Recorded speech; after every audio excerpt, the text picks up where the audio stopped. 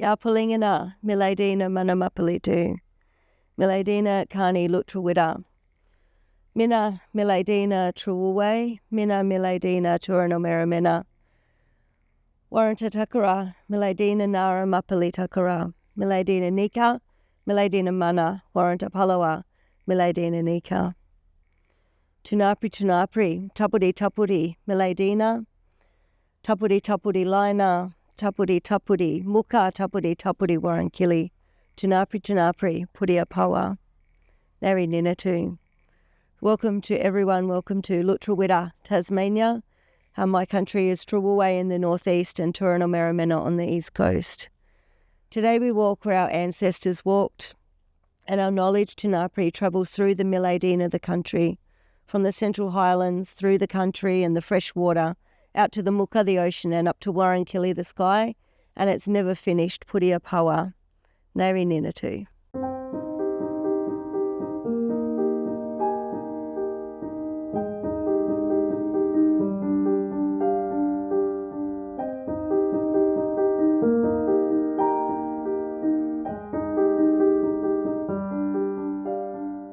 I love the beauty of the Northern Midlands.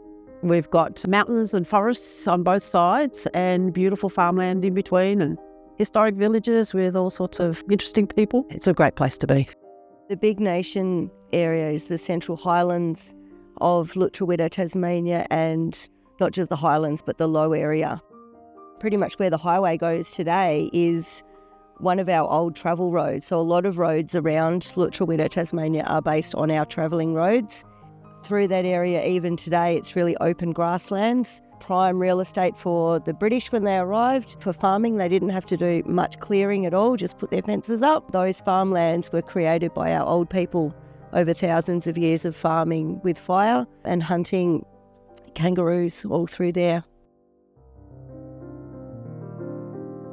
I think the Longford area is one of the most picturesque parts of Tasmania. It has the beautiful rolling hills, the English-style countryside, rivers, mountains in the distance, so it is a very attractive area to come to. While travelling down the Heritage Highway, you can't help but see Ben Lomond. It's this beautiful Dollarite Island across a landscape of farmland. It really stands out.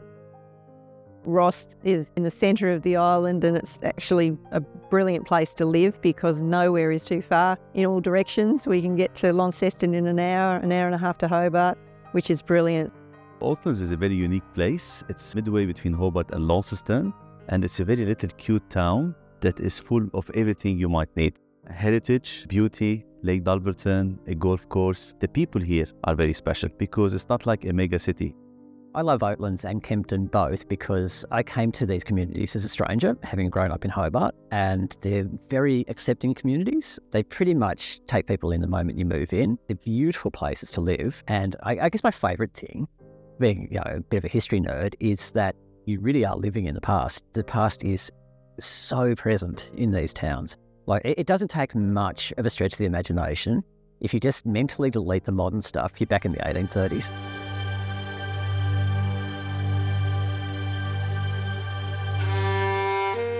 Every community is quite unique. They're very, very passionate about their own patch. And I can give one example. In Evandale during COVID, people were allowed to wander around the streets for a walk. Well, one family took it upon themselves to set up a musical session on their veranda so people walk past. Now we have the Veranda Festival every year, and it's just amazing. Living in a village is so rewarding because you do get to know most of the people that live here, and in good times and bad, they're there for you. And I think that's something I've experienced personally myself, and I wouldn't want to be anywhere else, to be honest. In the last 10 years, town's really taken off. We now have a real eclectic mix of people in the town and an eclectic mix of businesses. For example, we've got weavers, we've got artisans of all types, we've got some fantastic eateries, and it just kept getting better. Everyone knows everyone. They look you into the eye.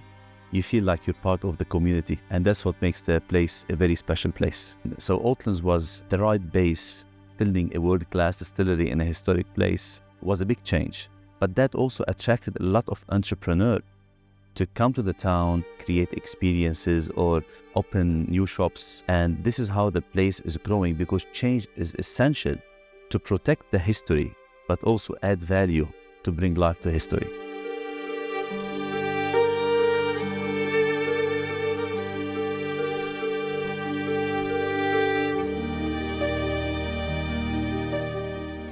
The backstory to Ross was that it was established here as a garrison town originally in 1812, building the highway between Hobart and Launceston, so they needed garrisons along the way to protect people as they were travelling. Longford was settled in the very early 1800s. It was originally named Latour, and then later in that century it was renamed Longford. But it began because the early settlers from the Norfolk Island settlement moved into the area and got land grants, and the free labour was in the form of the convicts that were being loaned to the farmers in order to establish their farms. So the area became a very busy cropping and livestock area right from the very start, and it still is quite a central hub for a rural area in Tasmania. Ben Lomond is an absolutely spectacular alpine area. It's Tasmania's largest alpine area. The first ski club to open on Ben Lomond was the Northern Tasmanian Alpine Club, and that was way back in 1929. And since then, there's been more ski clubs added to the area. In 1947, Ben Lomond was declared a national park due to its diverse range of flora and fauna. There's over 200 species of plants out here and a whole host of animals, everything from wombats and panmelons to wedge-tailed eagles and platypus. These people that settled here started to realise that there was wealth to be had in wool, and so a lot of them went into the wool growing businesses. That was going very well, and until they had a very rickety old bridge that they had to get across the Macquarie River on, its span would fall apart occasionally. So they brought in a huge convict workforce to build what we now have as the Ross Bridge. The bridge has 186 carvings on its arches. There's 93 on both sides, and they're all based, we think, on Celtic mythology through one of the chief convicts. So the bridge that should have been built in a year took about 5 years. When you think the Sydney Harbour Bridge took 6 years, it just makes you realise he wanted to have this bridge perfectly designed. It's actually the most beautiful bridge ever. One of the other things that is really unique about Oatlands is the largest collection of sandstone buildings in Australia. They're Georgian style. So it's not just grand houses, it's the whole gamut of life in a colonial town, sort of 1830s onwards. Moving from Ross to Campbelltown, back in those early years, they had to have coaching inns in a certain distance. So about 12 kilometres was about the distance between each. And so Campbelltown had a major coaching industry set up for them as well. They didn't have the same availability of sandstone because it's a different geological base to it there. So they ended up with more clay, and that's why their bridge is made from clay bricks, not from stone. The majority of it is bricks, which is 1.5 million. A very sturdy bridge because it has all the highway traffic going over it every day. There's also a fabulous park called Valentine's Park. It has a convict bricks trail. You watch people as they're reading these bricks, and the locals call it the crab trail because they all walk sideways like this, reading them all. But you could find your ancestor there very easily. Callington Mill goes back to 1837. What we have is the only surviving Lincolnshire mill of its type in the Southern Hemisphere, certainly in Australia. It's basically a stone tower, and the entire top rotates, so it's always facing into the wind, which, when you think about it, it's 1837, and they've got the technology to not only rotate the entire top, but also to open and close the shutters on the sails so that you can control the speed. We've got two very important places near Longford, the UNESCO-listed heritage sites of Woolmers and Brickenden. Brickenden and Woolmers were inscribed on the UNESCO World Heritage List as part of the Australian Convict Sites World Heritage Listing in 2010. We were included in that list because we were regarded as two of the most intact and best preserved properties in Australia to demonstrate that early assigned convict period. An assignment of convicts was the providing of convict labour to the farmers, and during that time they were provided with skills. Brickenden is a privately owned property, and it's been in our family now 200 years this year. Now, Woolmers Estate have a magnificent garden called the Rose Garden. It does also do guided tours through the main homestead, which is an extraordinary collection of Archer family memorabilia. but it is a pure time capsule of the family's lifestyles, travelling through the era from the 1820s through to the late 1990s. Children's toys or notebooks back from the 1870s, or diaries or botanical collections. It is an amazing museum set in time as it is. We've got the Clarendon Estate, which is just beautiful, and lots of activities happen there. And out at Patterdale, we've got the old Glover Cottage has all been restored, and the gardens are just beautiful.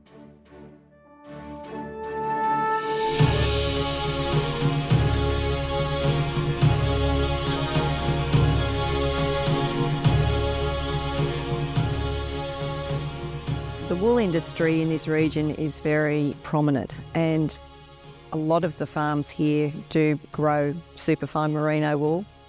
Tasmanian Wool Centre was established in 1988, which was the bicentennial year. It's been a huge success because wool is just an amazing fibre, and it's really something that we're passionate about at the Wool Centre. The region of Longford also offers a whole lot of different events. Longford blooms, people buy a ticket and they can go and wander a whole lot of private gardens that are not normally open to the public. Other events that the town has hosted, especially in the past, was the Grand Prix race circuit back in the 1950s and 60s. They used to race amazing little cars right through the centre of town, and it was the most extraordinary thing that drew people from worldwide destinations to come and watch the motor racing. The Longford Show is also another event that is annual, and it is like the quintessential country show. It has the equestrian events, it has the dogs, it has the wood chopping, it has the sideshow, but it also has the homemade preserves and the children's artwork involved. Yes, every February we have the Penny Farthing Championships in Evandale, an amazing day of events where the streets are closed off, hundreds of people, and the riders of these penny farthings come from all over the world and have a great deal of fun. It's just a really, really fun event for the whole community and visitors.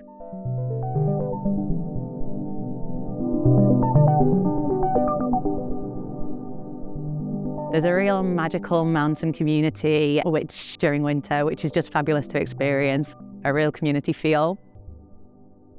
It's also a real adventure mountain. You get people throughout summer going for rock climbing, for hiking, for the infamous Ben Lomond descent and ascent. And there's actually a race called King and Queen of the Mountain where cyclists will start at Ben Lomond Base and race to the top of the mountain all the way up the ladder. Richie Port won this year. We find that a lot of our customers are from Queensland and Western Australia.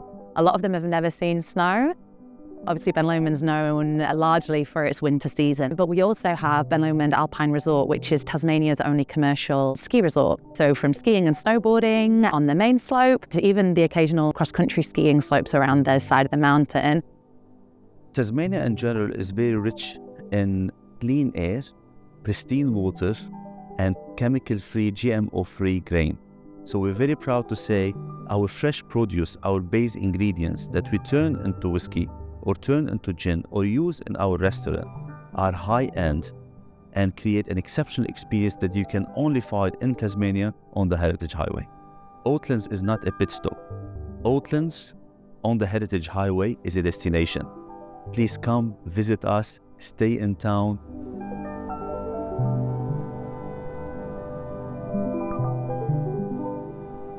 As an alpine area, it's obviously important to be prepared before you arrive. And while you can rent winter clothing at the bottom of the mountain, it's always important to check the weather conditions before you come and make sure you're packing lots of layers and make sure you're really prepared for the day ahead.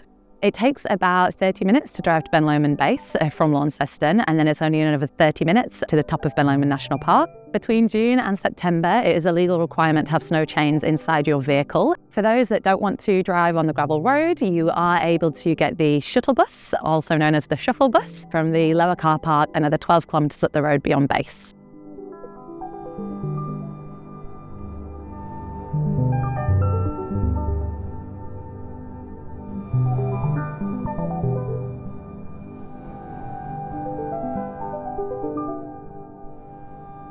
The best advice I would like to give to our visitors to the Heritage Highway and to Oatlands: plan your day ahead, book yourself a nice accommodation. Explore the history. We have a very rich history. Get to know the authentic place and how it was built. Without what happened in 1821, we don't exist today. So let's celebrate. Let's look into our past to understand our future. If you're going to be travelling in the area, the perfect way to do it is to get in a car and just drive. Just explore. Take the road that you weren't expecting to take. Stop in at what might be a very small business, but it may be one of the most extraordinary experiences that they have when they come to Tasmania.